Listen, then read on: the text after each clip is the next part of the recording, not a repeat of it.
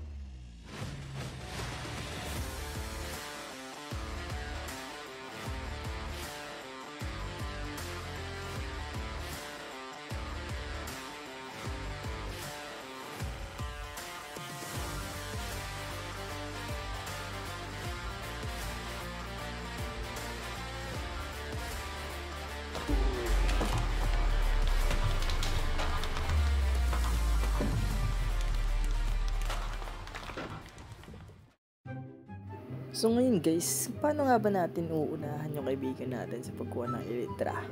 Simple lang. Using this item. Ayan. Oh my god, what is this? Okay. So gagamitin lamang natin to para maunahan siya. Ayan, nakapag-pillar na siya dyan. So,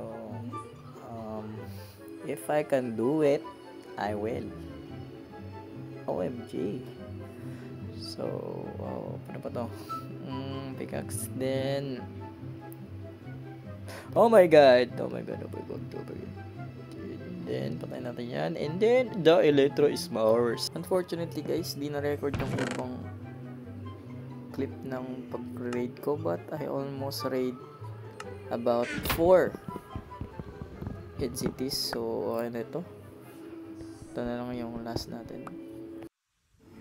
Oh my god guys, nabuhay si Mr. Papa Bear.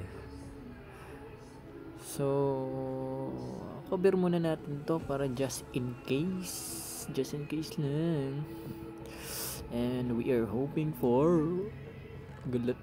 No, not a good. So, dito guys, lagyan natin dito. Oh my god, this is a trap, my man. Hindi ko talaga trap to, but let us try.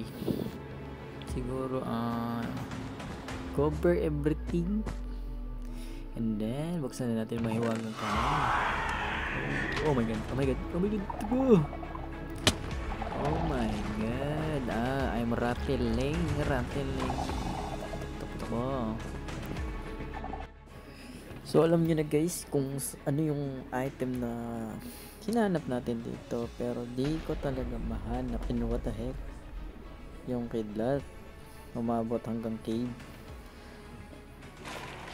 Tanggalin natin yan. So yung hinahanap natin guys is yung silent dream, but unfortunately di talaga natin mahanap. So this is our last chest. Oh my god, nothing. And may libreng diamond, so why not? Yan guys, nakalabas na tayo. And then paglabas natin ng NZDs, nakita natin ang ganda. Grabe, ang ganda ng corals. Ayun. So kasama pa natin dito ang ating magandang dolphin. Oh my god guys, biglang kumidlat, tas biglang tumabi yung skeleton nakasakay na kabayo. Patayin natin to. So try natin patayin yung skeleton, but let us skip the skeleton horse. Oh, ang hirap, grabe. Oh my god, I'm drowning. No way.